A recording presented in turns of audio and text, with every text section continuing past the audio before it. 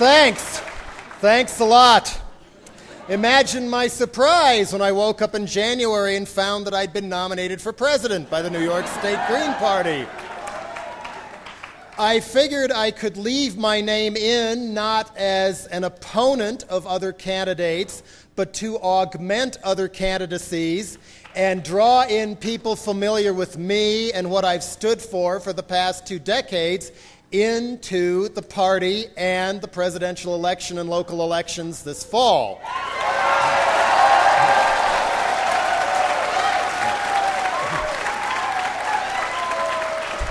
Because if Seattle last fall and April this year in Washington, D.C. isn't enough proof of just how wide the disaffection with our one-party state masquerading as a two-party state really is, I mean, how desperate is it when people are willing to elect a professional wrestler governor?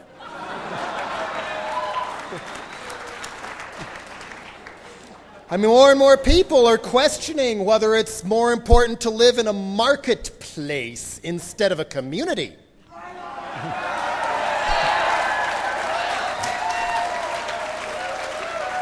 And questioning whether competitiveness is more important than compassion and quality of life. Overall, I'm told that people ages 18 to 24 still vote less than any other age group in this country, but I don't think that's going to last very long, in large part thanks to us.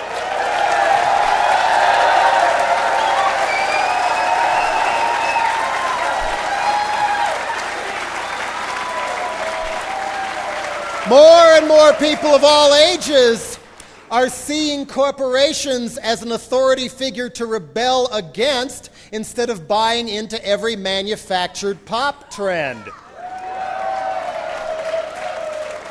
I tell anybody pointing Generation X or slacker fingers at anybody, look at United Students Against Sweatshops.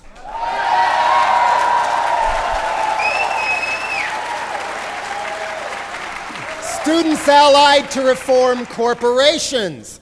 Corporations are the critical mass issue now that Vietnam and civil rights and the environment and feminism were in the 60s and early 70s. Critical mass is forming, and not a moment too soon. We don't even have capitalism in these countries, except for the little people. We have feudalism now.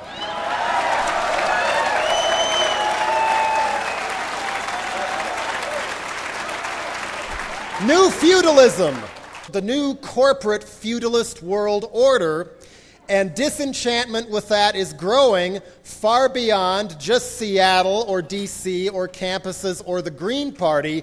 It's much deeper than that.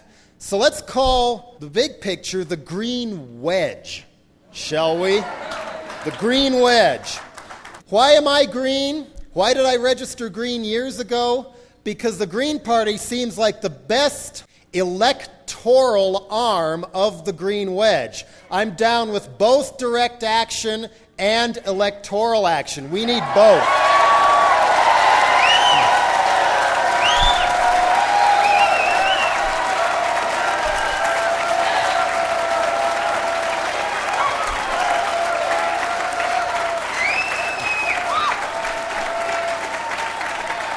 If you don't sit down and be quiet, I'll never get through here.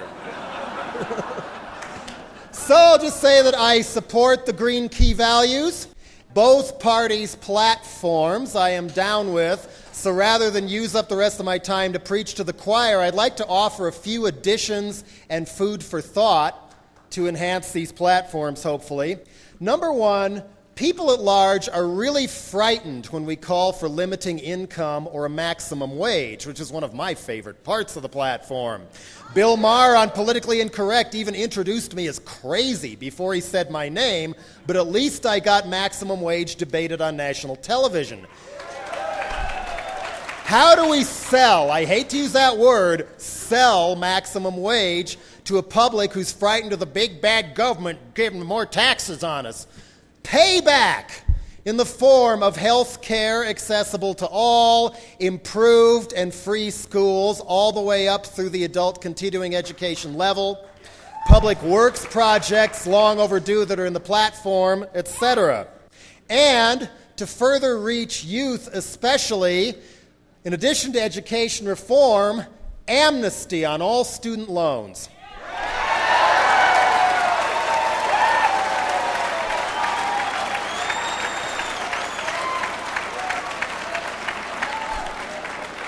Let's call the drug war what it is: ethnic cleansing American style.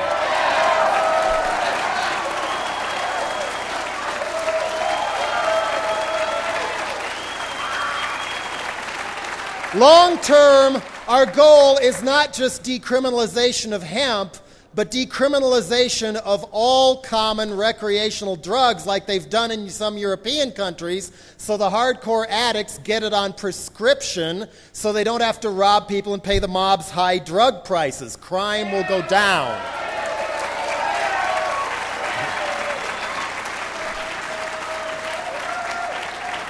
More education reform. A mandatory class at the early high school level on one of the most important things we're all supposed to learn, and it's not taught in school at all: parenting.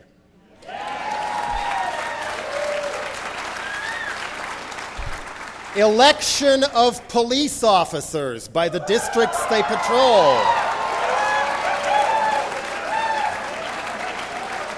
In addition to aid for small farmers and organic farmers, if the soil needs a rest, why not put up panels and be solar farmers and wind power farmers?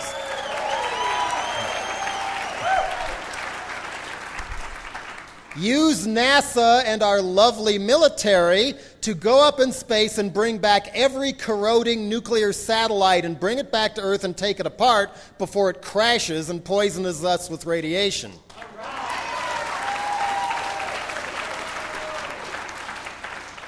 And imagine my surprise when I found out there's not one but two Green parties right now, and they don't always seem to get along.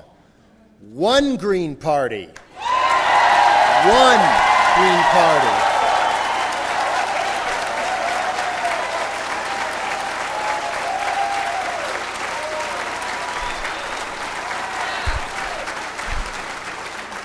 This election is too important to let past personal disagreements and disagreements on minutiae imprison our future. We have momentum right now. Let's use it.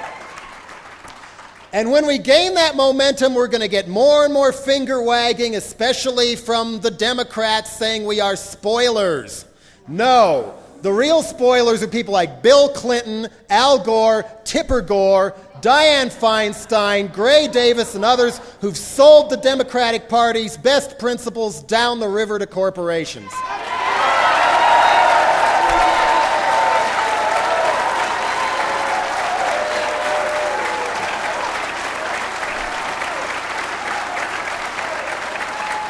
So by all means, let's spoil some more. And don't hate the media, become the media.